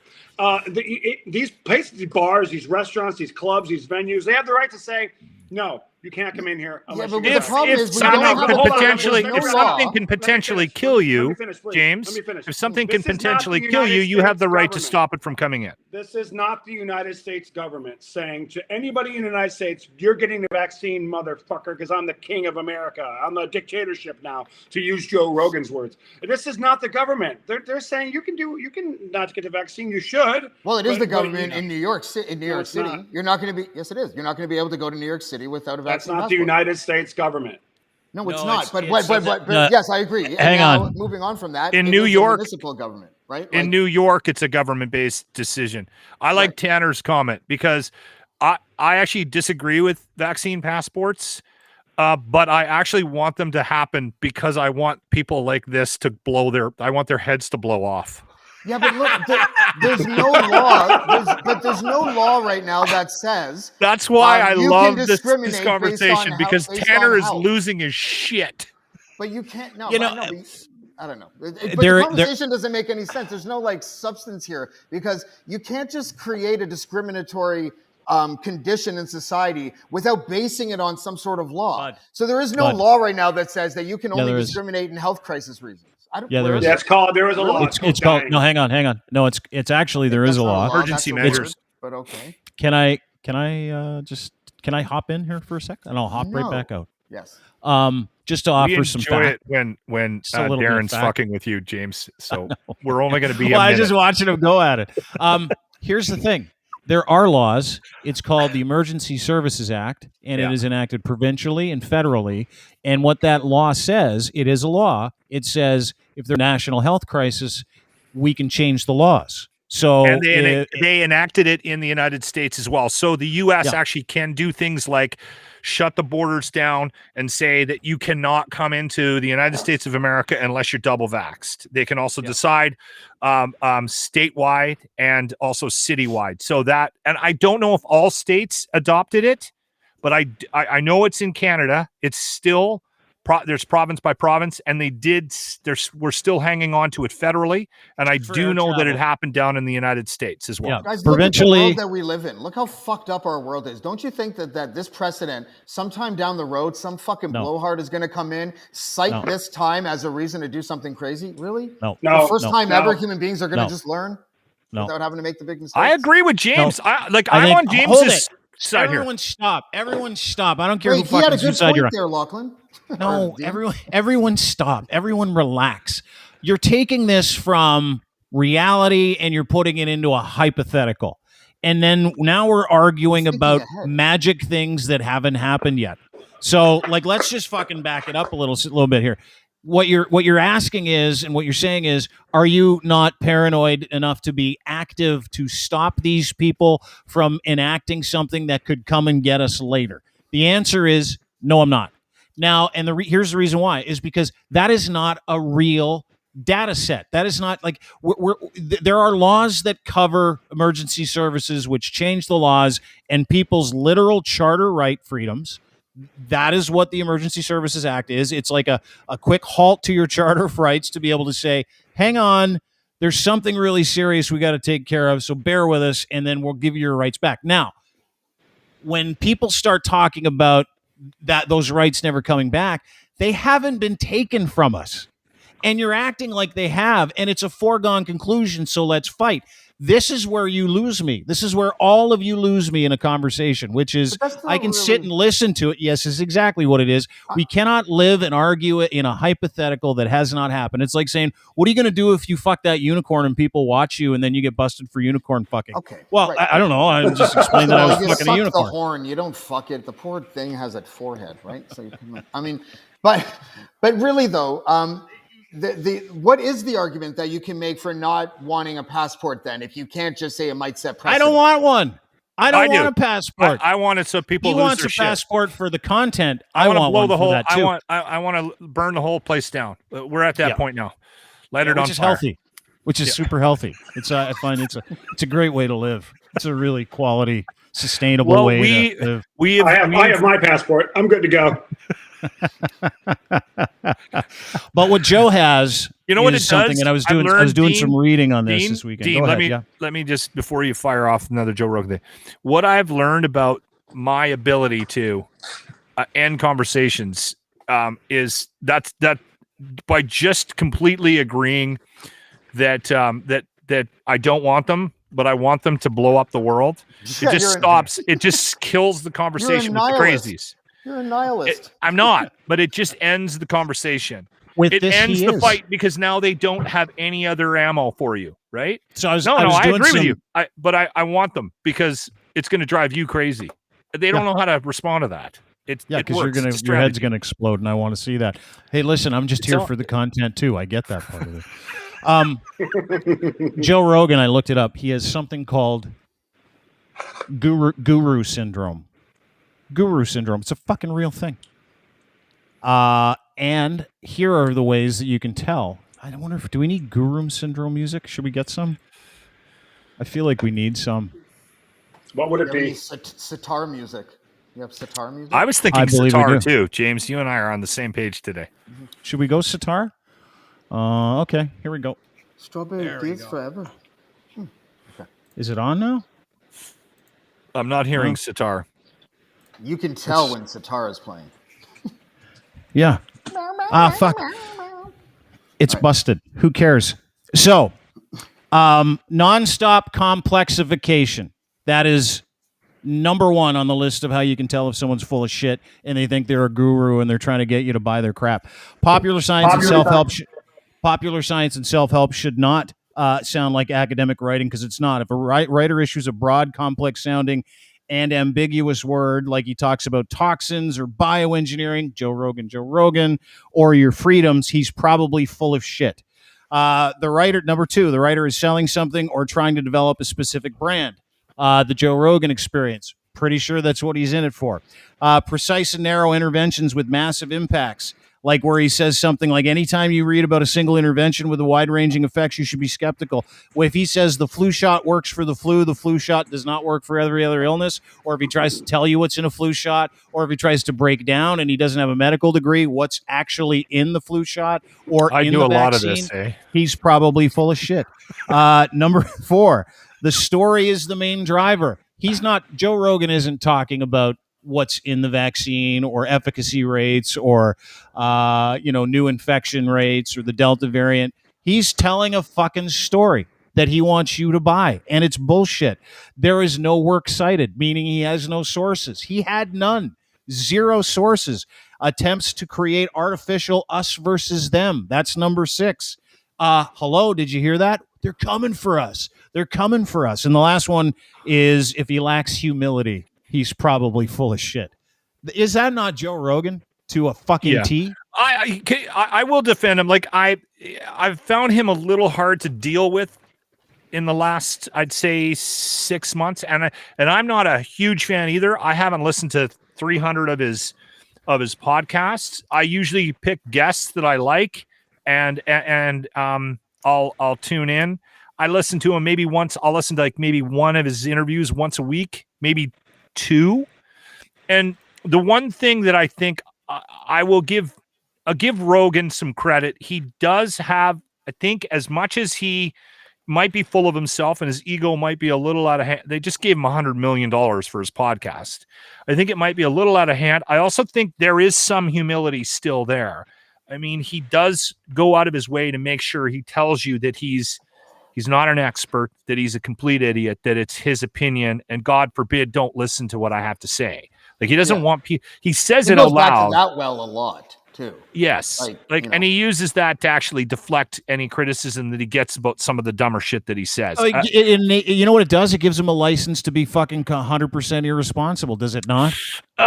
Is it a license or not? is it a certain amount of humility, Dean? I No, mean, there's no humility in what I just heard from him. We just watched that entire clip together. you He's got sitting 2 there minutes smoking left. a I gotta fucking tell you, cigar, and I he's got- going I- on and on and on about this us versus them bullshit. They're coming for your guns. They're coming for this. They're coming for your rights. He's telling lot a of people story. believe Every that single stuff, though, part of Dean. that. They believe that stuff believe it. because fucking losers like him keep saying it. I don't know. I don't know. You do kind of sound like a guy who probably doesn't watch hardly any of Joe Rogan's None. podcasts. Zero. Because if you take that clip on its own, yeah, it does sound a little bit irresponsible. It sounds a little too libertarian for my comfort level.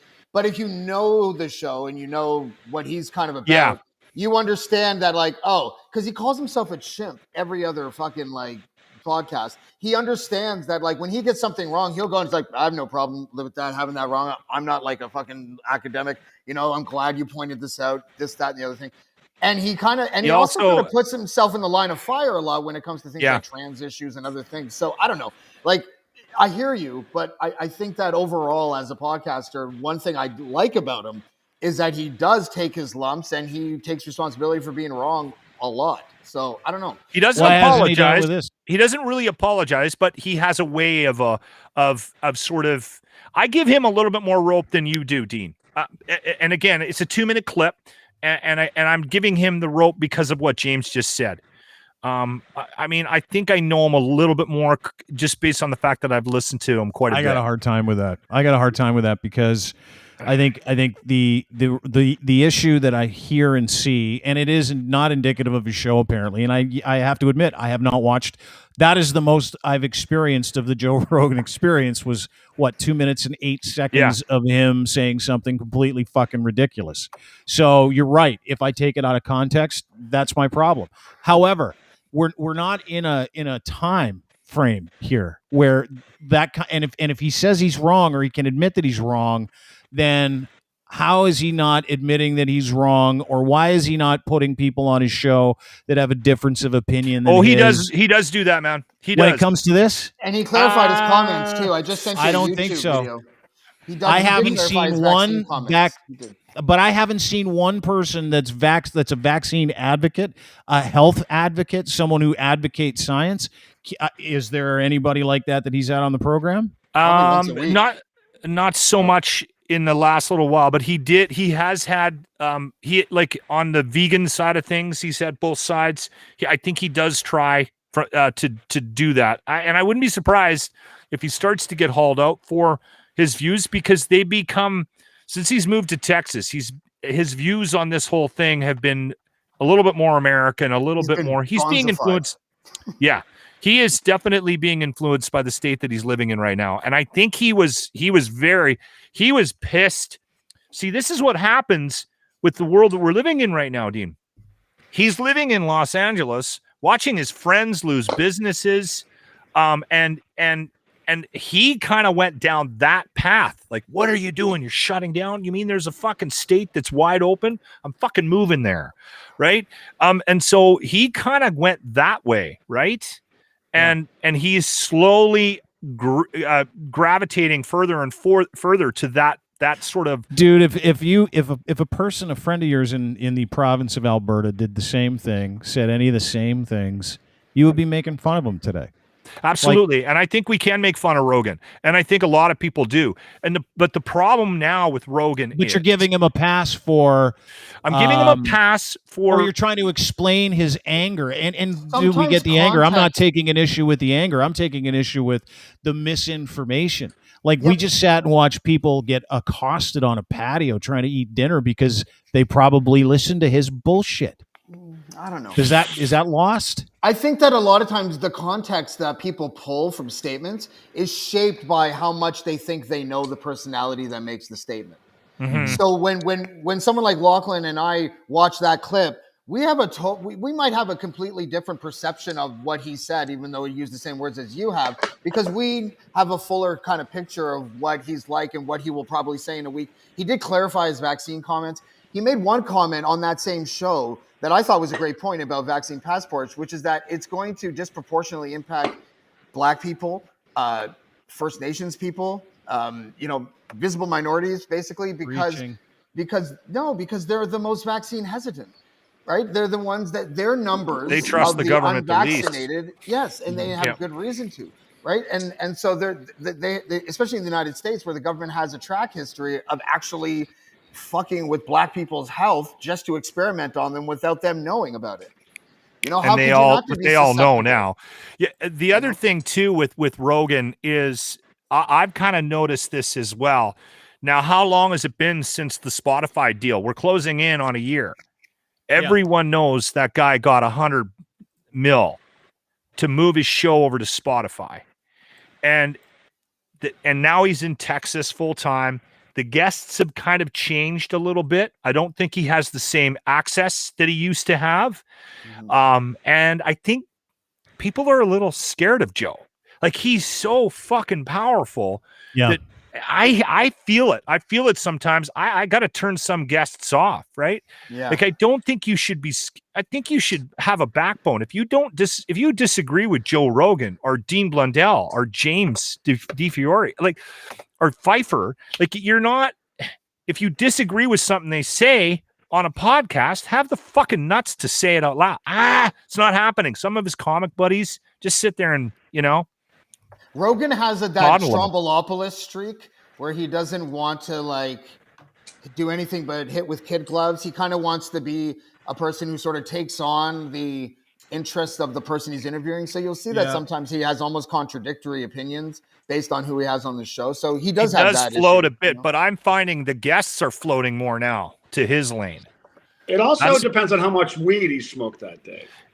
No, Darren, you are fucking not wrong, man. I wanted to say that because I have seen him on Lock with Neil deGrasse Tyson a couple times, a world-renowned astrophysicist. Writes these great books about science, and he's Joe's fucking off the charts smart. As am I. I love this guy. So there were podcasts where Neil is a talker, and Neil can talk, and you can see Joe literally stoned out of his gourd, going like this. Yeah. And then he'll Neil will go space, science, physics. And then Joe goes, wow. Or that's fucking crazy. So maybe on this particular rant, Joe was totally not stoned, had a couple Red Bulls and wanted to go a little bananas. Here's another thing I want to ask all three of you guys right now and the people listening to the show. Sure. Do you think that maybe, just maybe, Joe's vaccinated, and just like Dean mentioned, those 6 or 7 steps, he's vaccinated, but is just trying to rile up his base to get, to throw this information out there? But I bet he's vaxxed like that. I bet he's vaxxed because I bet you his fucking wife made him do it. Yeah. I don't think Joe Rogan has he said whether or not he's vaccinated? That strategic. I haven't heard him. You know what I mean? Like, Rogan doesn't have to be strategic like that, where he's got to I'm going to rally my base. He's not that. Like, he just. I don't think he has to do that. I don't think he does. I think that he's a middle of the road guy. If you watch this Bernie Sanders interview, you would swear to God he was a socialist. So it's not like he's very liberal. This right wing line all the time. Like, I don't know. It's weird. Like, he's not my favorite podcast, but I like him as an interviewer. And I don't think that that one soundbite is like defining him for me. That's all. Dean, I'm not saying that it is. What I'm saying is that, and getting back to what Locke said too, like, I want to know if he's vaccinated. Like, I bet he's got to be for Spotify. I don't think he would be probably like the hypocrisy of every major player in that misinformation campaign is fucking egregious. Like, the former presidents have been vaccinated. He's like one of the first people in the world to get fucking vaccinated. Of course, every single person that rails against it in the American government, vaccinated. Rand Paul, vaccinated. Mitch McConnell, vaccinated. Every single one of these dookies is vaccinated, and they don't talk about it. And Sean Hannity, Tucker Carlson, vaccinated. Laura Ingraham, vaccinated. 100%. They're coming out in favor of the vaccine. Fox told them they had to get vaccinated to keep their jobs. Yeah, and so they did. Not awesome. True. Why aren't we talking about that more? That's hilarious. And then they go on the air and they take their little beehive and they shake it. And all those little bees that live in Arkansas and Mississippi that aren't getting vaccinated on their fucking opinions in the world, and they're going to their local laundry shop or butcher shop or drugstore and they're going, the vaccine's the devil. You shouldn't get the vaccine. Well, who said that? Sean Hannity. Okay, well, I like Sean Hannity because Sean Hannity and Trump were like this. Yeah. And anybody who's a friend of Trump is a friend of mine. Yeah, but he's vaccinated. That's the fucking great part of this whole thing. Anyway. I'd bet my car that Rogan is vaccinated. I think I just found an article that said he is. Like, I don't think, and I'm not sure if it's something he was hiding or anything either intentionally. No, I don't think he doesn't talk about it though. But you know what he does do? He does tell people that they don't need the vaccine, which he did like probably a month ago, and he went on this tangent about vitamin D and water, and you're good. He did say that. Okay, I don't know about that. Here's what I do know is he's pissed off, like a lot of people, about the lack of effort put on, like in the messaging about if you're healthy, you stand a way better chance of beating this if you get it. That's what that he has made that. He's hammered that. Yeah. And then the vitamin D thing, he was pissed that they weren't promoting that. And he's got a point. He does. Dean, he's got a point. No, I agree. I don't disagree. That's the social engineering aspect. Like all of a sudden we are all the people that need to be warned not to drink bleach. All of us are like that we're all that target now. And it's like, but it's James, I don't know. I fucking get it though. Like, listen, what was the number one reason why people were dying from COVID? Wasn't it obesity or diabetes or like, weren't there like obesity. A handful of things? Yeah.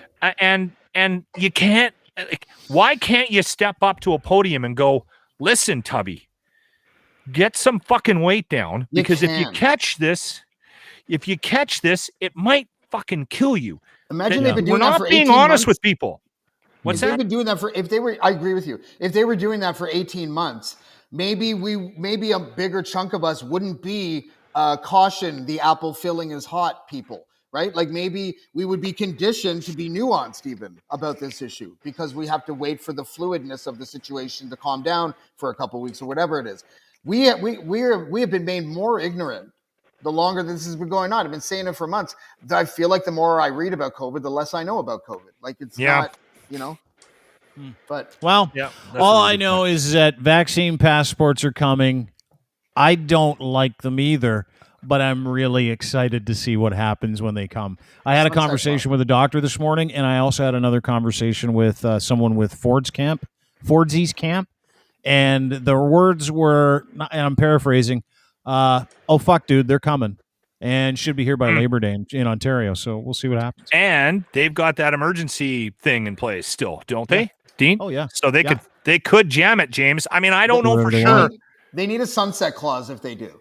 They can't just say this is indefinite. They need to say we're going to regroup after 3 or 4 months, and if the situation is similar, then we will repass the legislation. If it's not similar, you know what? Then it goes away. You know? The problem with that is it's common sense. So it's probably not going to happen. We should all settle in to be disappointed. Dude, even Tanner, who was shitting on us earlier about our stance, is like, yes, till December 21st. Like usually anti-vaxxers should be like, yeah, okay, just fucking bring them in, but like have a date. And I that's reasonable, as Locke said. These are reasonable requests, and reasonable people can make them. And instead of fighting against it before it comes in, let's be open to the idea of a really well-rehearsed kind of plan for this whole thing, because nobody fucking wants them. I don't want them.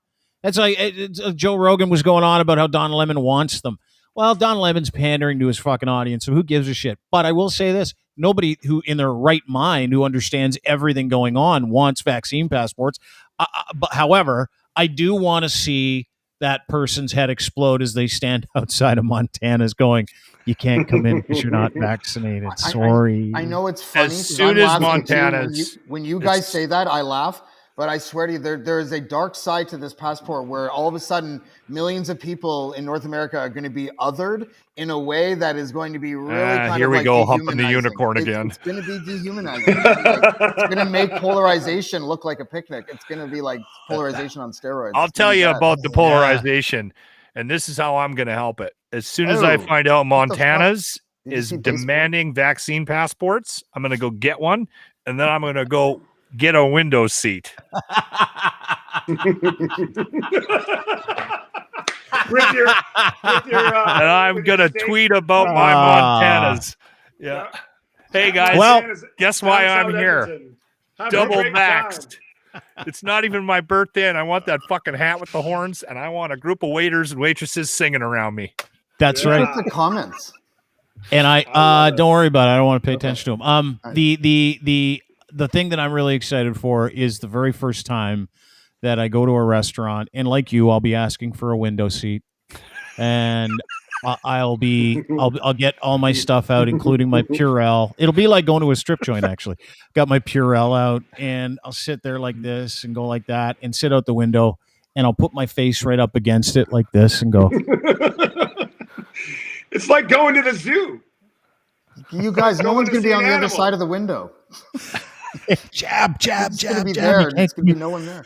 And you make fun of them. You make fun of them like you're eating your steak. And anyway, that could be you. Thanks, guys. Appreciate everybody being here. Darren Pfeiffer from the rock and roll band Goldfinger and the Dangerous Darren Show on Adobe Radio, wherever you get your fine podcasts. Thanks, brother. I appreciate you. Good to see you. Lochlin Cross, 95.7 Cruise FM, morning show host, celebrating 5 years on the radio in one city in one time slot, which is almost like speaking of unicorns, that right there is the radio unicorn. Holding up the entire industry on his broad shoulders. I will tell you a good reason why. Mm-hmm. We have a group of managers that don't listen to our show. Now they will. Because they don't listen to radio either. That is James D. Fiore. I don't think they know what we're doing. Blackballed is the name of the podcast. That's so good. They got a midget on the show? Wait a second. For 5 years, he's been on the show. He called me. James, before we sign off, I'm letting you know that once I get off this podcast, I'm going on and I'm setting up a GoFundMe account to buy you an air conditioner. Oh, awesome. Please do and that. A new shirt. Yeah. I'll spend the money on mushrooms, but fuck it. Let's do it. He's just being honest. I love it. Thanks, boys. James D. Fiore, Blackballed the podcast. You can get it wherever you get your podcast, at James D. Fiore on Twitter. Thanks, guys. Really appreciate everybody being here. That was a fun one. Guys. Yeah, that was good. We'll talk to you soon. There you go. Sweating balls in an old man's shirt. Do. That's it. Da, da, da, da, da, da, da. Thanks, everyone, for being part of the show. Thanks to Lesbian Lou, or otherwise known as Lou, for coming on the show. Lou Paracelli. Want a tattoo? Can't get one for 2 years, but you can get a consult from her. DreamWorks Inc. DreamWorks with an X is where you can find her. Thanks to everybody for being part of the program as well. Appreciate it. And you can get us everything we do at DeanBlundell.com. Want a quick shout out to our friends over at Ed's Fine Imports. He makes Gitch. You need to buy them. Luxury underwear that you can get from Ed. He'll send you an extra pair for free. Gitch3 is the promo code. Gitch and then the number 3. Clothing for men and boys, but these are the balls. And I mean it. Pouch in the front. Luxury boxer briefs, resistant to shrinkage. You'll love them. Get Gitch from edsfineimports.com. Easy Auto Financial, our friends and yours, they want to help you get into a vehicle. I know it's hard to buy a car. Maybe your credit's a little bruised. They don't care. All comers, all takers. They'll take you. And then they'll find you the car that you want. And it doesn't cost you a dime to get your financing. How cool is that? EasyAutoFinancial.ca. Domination.com. Go there today and check them out. Domination has exactly what you need to produce all kinds of content, whether it's from one file or a million files, takes minutes instead of hours. Please do yourself a favor and use them if you produce content. Domination.com, DMNTN.com is the name of the website. Our friends and yours. And our friends over at Blue Microphones, part of the Blue Crew. Check out Blue Microphones today. At Blue Microphones on Twitter, at Blue Microphones on Twitter and BlueMic.com. For a full offering of everything they can do to make you look and sound like $1 million. MoFi headphones, they got them. Digital XLR camera, they got them. They got everything you need, including this USB mic courtesy of our friends at Blue. It's called the Blue Yeti X. You can get it too. Sound like you know what you're talking about. Sound like you know what you're doing. I think we figured it out. Have a great day, everybody. Again, sign up for a newsletter at DeanBlundell.com. We will see you tomorrow on the program, when the very venerable Robin Black will be joining us to talk about evolution of life and banks and beating the shit out of people in your 40s. I like that guy. Have a great day. We'll see you tomorrow. Bye.